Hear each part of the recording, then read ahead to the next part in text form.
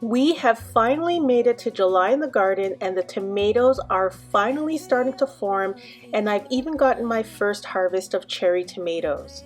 We have a new batch of seedlings starting to grow and the garlic patch is almost ready, but while that's maturing, I think it's finally time to harvest some herbs. Now my spice cabinet is looking pretty bare these days, and it's time to fill some of my jars and also grab a few things from the tea garden and make a new tea blend. My name is Marcia the Black Thumb Gardener. I live in Ontario, Canada, USDA Zone 5B, and I grow lots of vegetables and flowers from seed in my small backyard garden while still sharing my experiences along the way. If you're new here, I would love for you to subscribe and click that notification bell so you can catch all of my new videos, and if you're returning, welcome back to my channel. Herbs are such a great place to start if you're new to gardening. They're easy to grow, they don't take up much space, and they're incredibly useful, not just in the kitchen but in the garden too. A lot of herbs help protect your crops by confusing pests, and others like dill, mint, or chamomile draw in beneficial insects and pollinators. I've got herbs sprinkled all around my garden.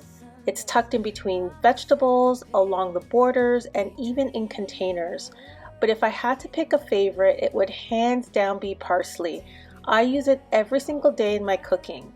Thyme is a very close second. It's hearty, fragrant, and so easy to dry and store. Alright, it's time to start harvesting, and of course I'm starting with my favorite, parsley. Now I'm growing flat leaf parsley this year and I use it in almost everything. Soups, salads, marinades, on eggs. It just brings a fresh, bright flavor to so many dishes. Parsley isn't just a garnish though, it's packed with vitamin C, iron, and antioxidants, and the best part is that it's a cut and come again herb.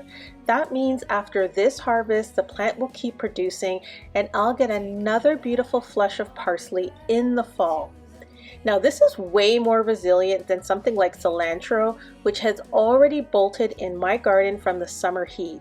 Cilantro loves the cool weather, but parsley, it can handle the summer and it keeps on going.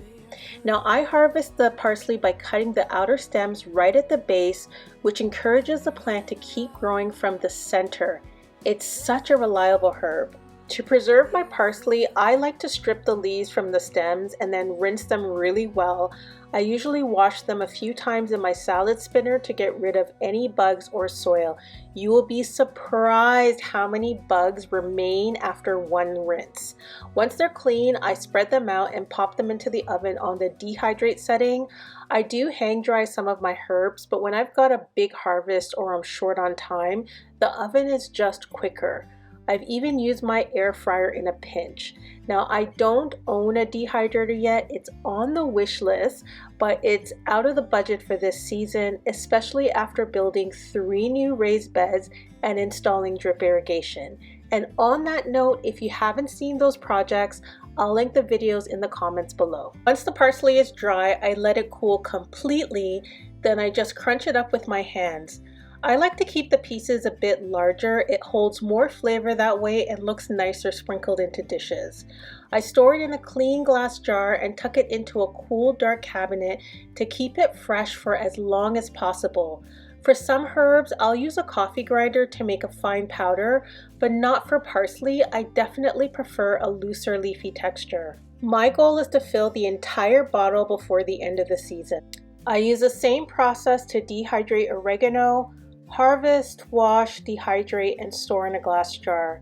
Oregano is one of those herbs that holds its flavor really well when dried, which makes it perfect for preserving. It's a must-have in Italian and Mediterranean cooking.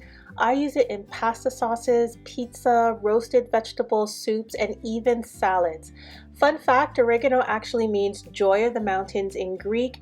It's not only delicious, but it also has antibacterial and antioxidant properties. Now, like parsley, I prefer to keep my dried oregano in larger flakes rather than grinding it to a powder. I find the flavor is more vibrant that way. Now let's move over to my tea garden. I started this project back in May and I'm growing everything in containers. I've packed it with herbs and flowers that are perfect for steeping. Things like lemon balm, lemongrass, lemon verbena, anise hyssop, calendula, bachelor's buttons, holy basil, a mix of mints, chamomile, lavender, hibiscus, and even ginger, which I'm really excited to try fresh in teas later this season. I'm also growing fruits like raspberry, blueberry, and strawberries, not just for the fruit, but because the leaves make a lovely nutrient-rich tea. And to round it out, I've got a few stevia plants growing for natural sweetness. If you want to see how I started this tea garden from scratch, I'll link that video in the comments below. But today I'm harvesting just a few of these herbs to make a tisane, which is basically a fancy word for an herbal tea, a steeped blend made from leaves, flowers, fruit, or roots that don't come from the actual tea plant. I'll be air drying them in bundles just like I do with some of my culinary herbs, so they're ready to use in cozy tea blends all year round. Some of my favorite things to harvest from the tea garden are the flowers. I've been picking calendula, chamomile, and bachelor's buttons. Not only are they beautiful, but they all bring something special to a tea blend. With flowers like these, I try to harvest them when they're fully open but still fresh. I gently pinch or snip them at the base so I don't bruise the petals. Since they're more delicate than leafy herbs, I dry them flat. I just lay them out on a single layer on parchment paper on my kitchen table.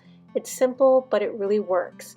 After a few days, once they're fully dry and papery, I will store them in glass jars just like the rest of my herbs. For my leafy herbs, I like to harvest earlier in the day when the oils are strongest, then tie them into small bundles and hang them to air dry. Certain herbs like lemon balm really need to be air dried. They do lose a lot of their flavor and medicinal properties if they're exposed to too much heat.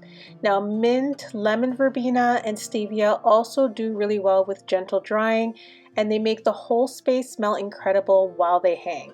With so many fresh herbs and berries on hand, I couldn't resist making a quick garden tisane. For this blend, I'm using a couple of fresh raspberry leaves, a sprig of fresh mint. Today I'm using spearmint, a few fresh stevia leaves for natural sweetness, a handful of fresh raspberries, a pinch of dried calendula petals, and a small sprinkle of dried chamomile. I steep it all together in hot water for about 7 minutes. It's fruity, floral, refreshing, and honestly, it just tastes like summer in a mug. There's something really special about sipping tea you made from plants you grew yourself. It's a small moment of peace, and it makes all the time spent planting, harvesting, and preserving feel totally worth it. Thank you for watching this video. Let me know in the comments below how you're preserving your herbs, and I'll see you in the next one. Bye.